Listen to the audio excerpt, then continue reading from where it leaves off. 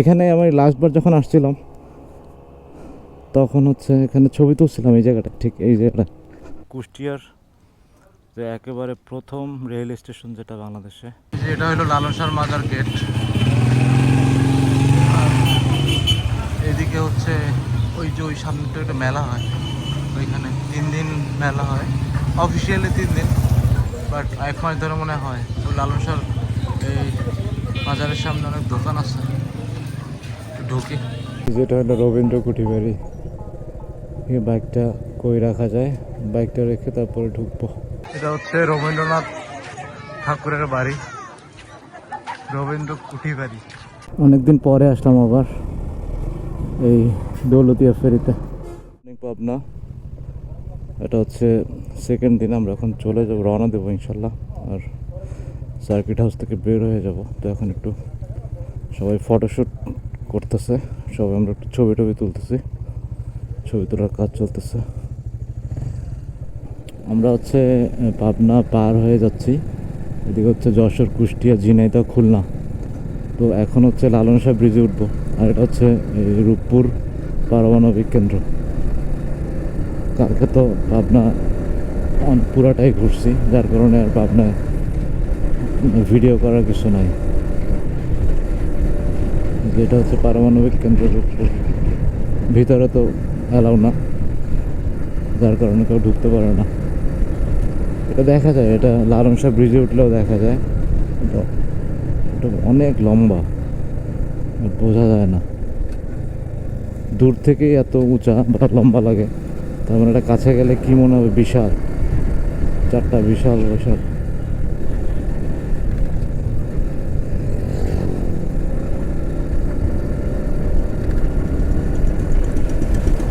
আমরা এখন সোজা চলে যাব।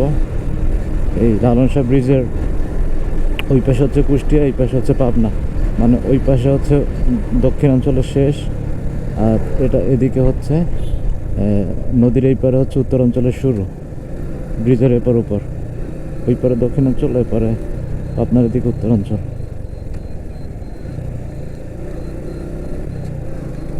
আমার এই জায়গাটা কেমন যেন অনেক সুন্দর লাগে, অনেক গাছের ছায়া, অনেক গাছ। হচ্ছে টোল প্লাজা, লালন শাহ সেতুর টোল প্লাজা। 10 টাকা, ও ভেরি চিপ, ভেরি চিপ।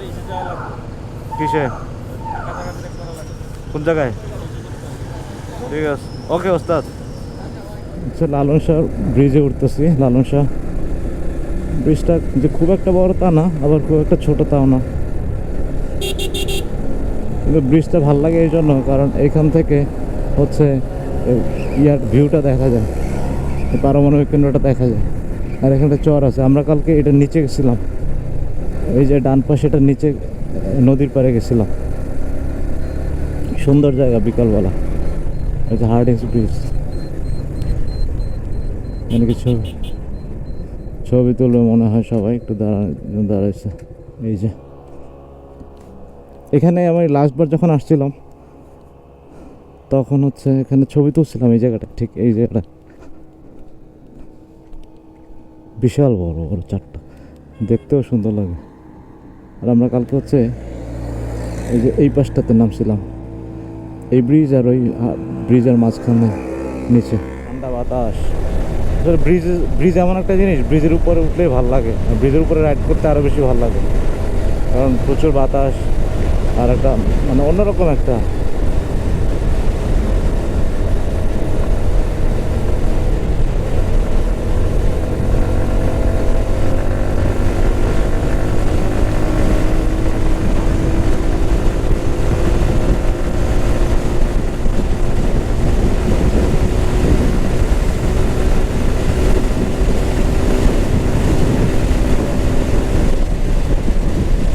এখন হচ্ছে কুষ্টিয়ার দিকে, কুষ্টিয়া যাব, কুষ্টিয়া হয়ে দেন হচ্ছে রাজবাড়ি, ফরিদপুর হয়ে দেন ভাঙা হয়ে ইনশাল্লাহ ঢাকা যাব।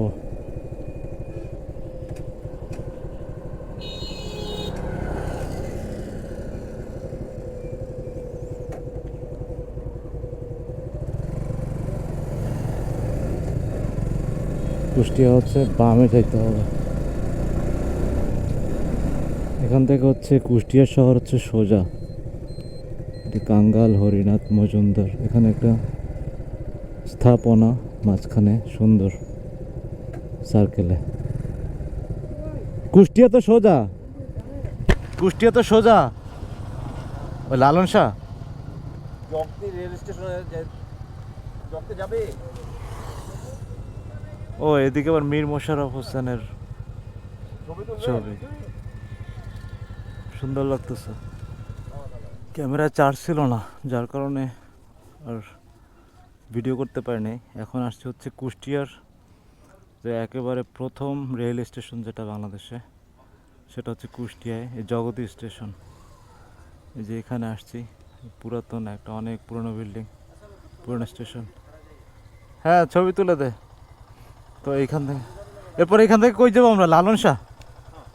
তো এরপর থেকে এখান থেকে ডিরেক্ট লালন শাহ যাবো। একটা ছবি তুলে দে আমারে। আচ্ছা এখানে একটু ছবি টবি তুলি, তবে এখান থেকে ছবি, এখানে দেখার কিছু নাই, জাস্ট স্টেশনটাই দেখতে আসলাম, যে প্রথম স্টেশন এটা। নদীর পার একটা রাস্তা দিয়ে যাইতেছি, এটা হচ্ছে পদ্মা নদী, এটা পদ্মা নদীর শাখা মেবি। সুন্দর একটা জায়গা, নদীর পাড়ের রাস্তা দিয়ে যাইতে খুব ভালোই লাগতেছে। এই গাছগুলো লাগাইছে, গাছগুলো যখন বড় হবে তখন আরও ভালো লাগবে। এই যে এই গাছগুলা, এগুলো ওরকম ছোট গাছ লাগাইছিল, যে গাছগুলো বড় হয়ে গেছে। গাছগুলো সুন্দর লাগতেছে, সবগুলো একই সমান সাইজ, কিন্তু যদিও নদীটা ঢেকে গেছে, কারণ গাছগুলো সুন্দর লাগতেছে। আবার এটা হচ্ছে উপকারও আছে, নদীর মানে পার যে ভাঙে সেই ভাঙনটা রক্ষা করবে। এখানে কি আমরা থামবো নাকি? এটা হলো লালন শাহর মাজার গেট।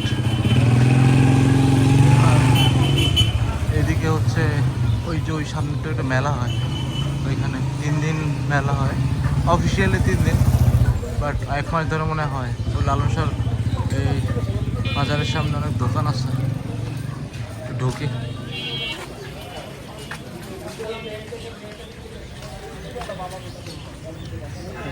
এসে শুরু হয়ে গেছে। ও ওই যে হ্যাঁ খাবো খাবো। তিলের খাজা না, কুষ্টিয়ার বিখ্যাত তিলের খাজা।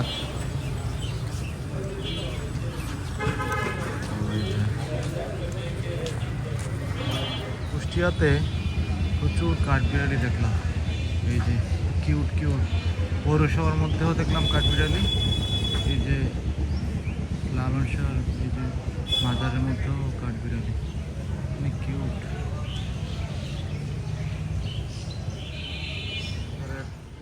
পিছনে মনে একটা একাডেমিক ভবন আছে, এই যে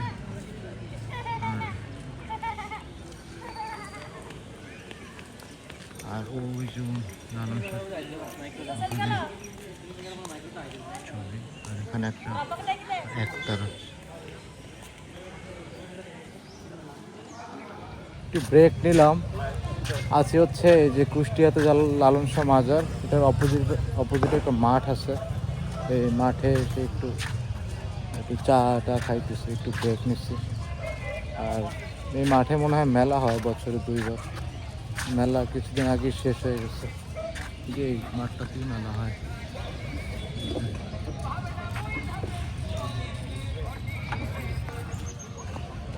যাই হোক, এখান থেকে এখন রওনা দিব, যাব হয়তো কুষ্টিয়ার আরও 2-1টা জায়গা ঘুরে দেন হচ্ছে রাজবাড়ির দিকে যাব।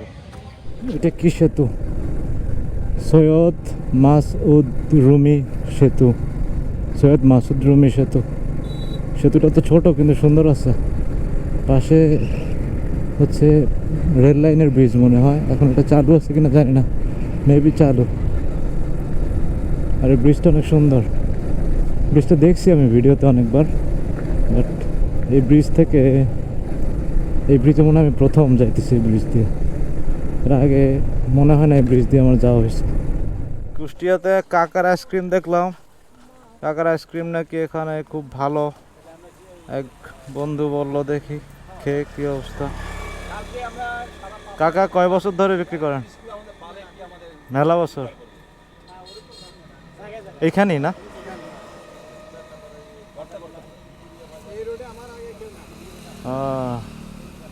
কুলফি আইসক্রিম শুধু। এটা কি আপনিই বানান? আপনিই বানান নিজের হাতেই?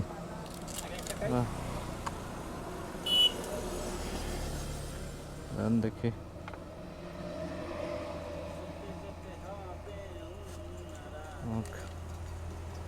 খেয়ে দেখি কিরকম। যদি এটা কুলফি খাইতে আসে তাহলে রাস্তাটার নাম কি কি বলতে হবে?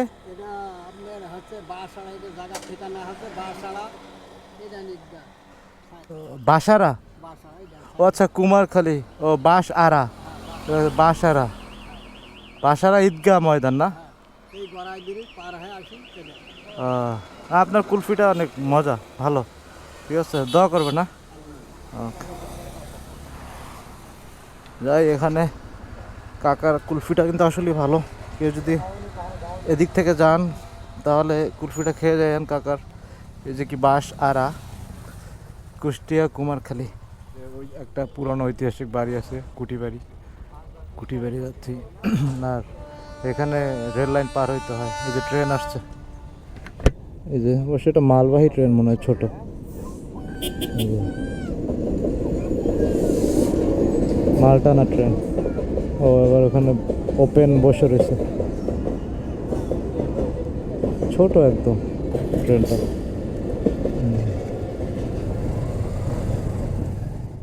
এই যেটা হলো রবীন্দ্র কুঠি বাড়ি। এই বাইকটা কই রাখা যায়, বাইকটা রেখে তারপরে ঢুকবো, তারপরে ভিতরেরটা দেখবো কি আছে, আর আপনাদেরকেও বলবো কি কি দেখলাম। এটা হচ্ছে রবীন্দ্রনাথ ঠাকুরের বাড়ি, রবীন্দ্র কুঠি বাড়ি। এটা হচ্ছে কুমারখালী, সেলাই দেওয়া নাকি এমন একটা জায়গার নাম দেখলাম। এই যে ওইখানে রবীন্দ্র মঞ্চ মনে হয়, মঞ্চ লেখা। আর এদিকে হচ্ছে কি ঘর দেখি, এদিকে আবার সুন্দর একটা জায়গা। এখানে মনে হয় সব ডিটেল লেখা আছে।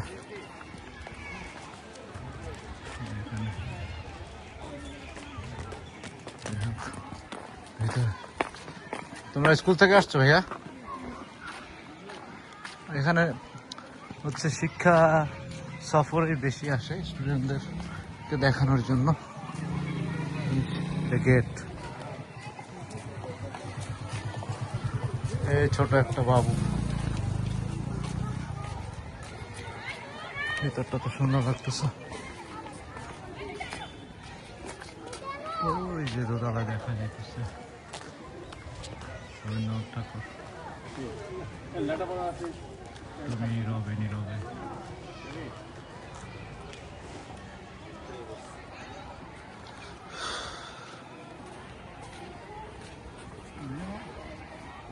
আরেকজন পুরাই ছবি,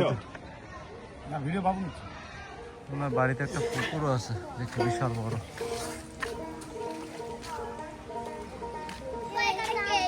এই যেখানে আবার বাচ্চারা গোসল করতেছে।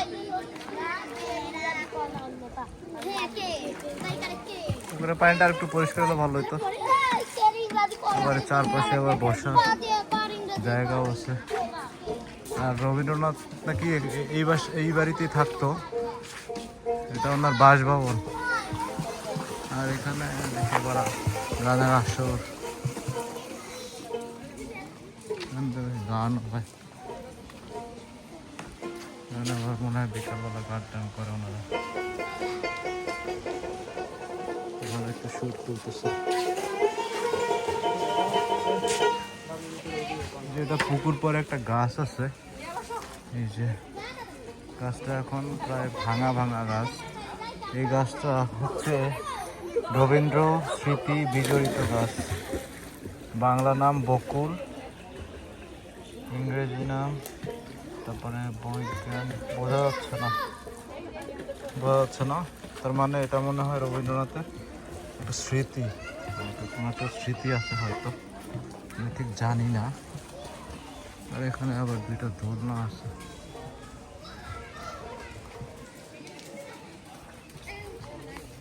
আর ওনাদের সময় বাড়িগুলা অন্যরকম।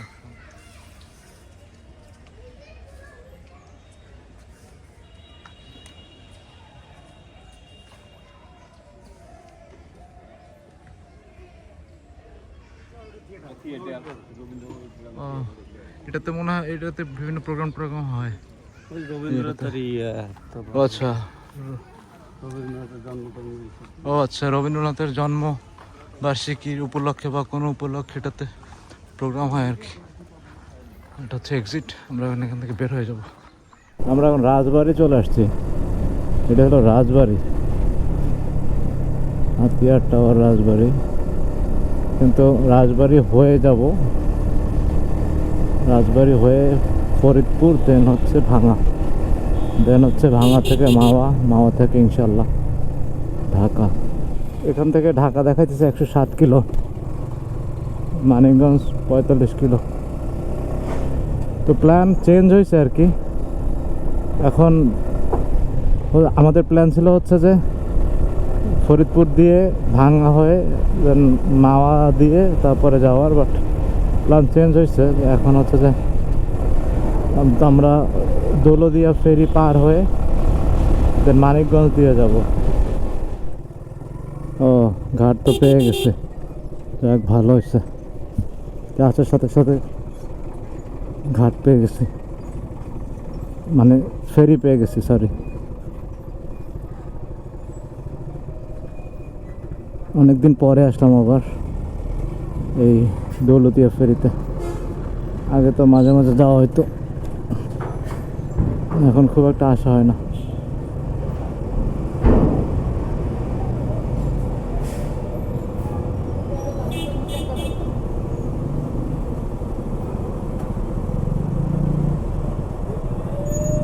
দাও,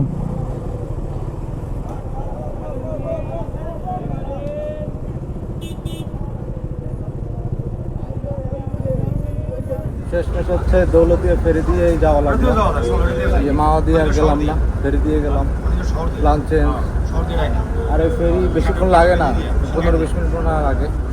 আর নদীতে হচ্ছে কুয়াশা, এই যায় ভালোই কুয়াশা পড়ছে। আর ওই যে একটা ফেরি,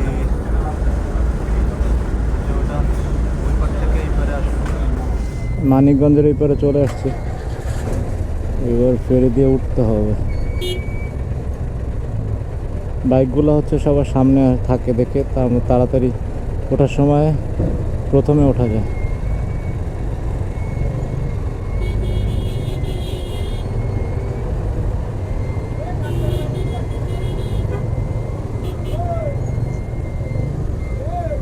ওই পারে যে ধুলা, ওই পারে প্রচুর ধুলা। ফেরিঘাটে আসার মানে অল্প রাস্তা, মানে অল্প একটু রাস্তা, প্রচণ্ড ধুলা। এই পারে কী অবস্থা দেখি। এখানে